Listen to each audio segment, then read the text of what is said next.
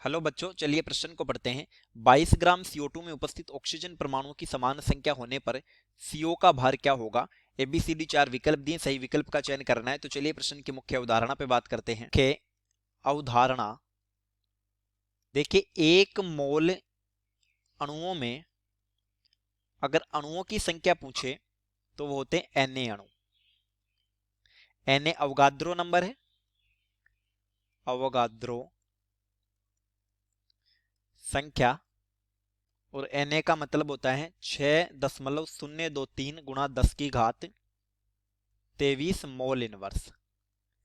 अब देखिए, 22 ग्राम CO2 में ऑक्सीजन परमाणु की जितनी संख्या उतनी ही CO की संख्या है। तो सबसे पहले तो CO2 के मोल पता करते हैं। CO2 के मोल, मोल होते हैं भार बटा अणु भार,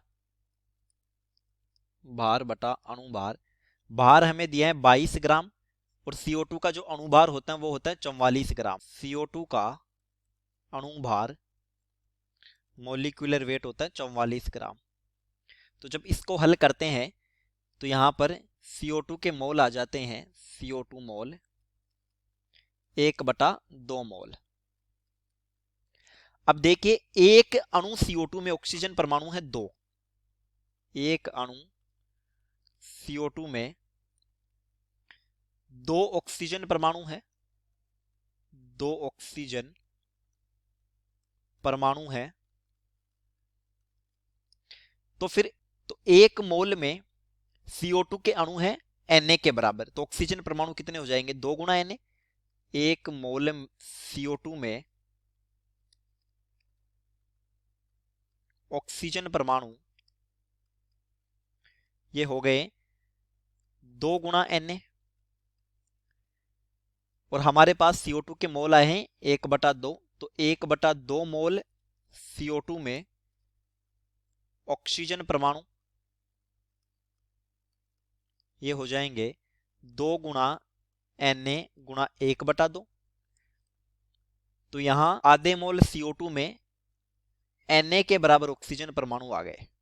अब देखिए, यानी इतनी ही हमारे पास CO की संख्या है, अर्थात CO की संख्या ये हो गई बराबर Na। और Na तो एक मोल की संख्या है, अर्थात CO के मोल हो जाएंगे 1 मोल। और 1 मोल का भार जो होता है वो होता है अणु भार, और CO का जो अणु भार होता है, CO का अणु भार ये हो जाता है कार्बन 12 और ऑक्सीजन 16, यानी कि 28 ग्राम।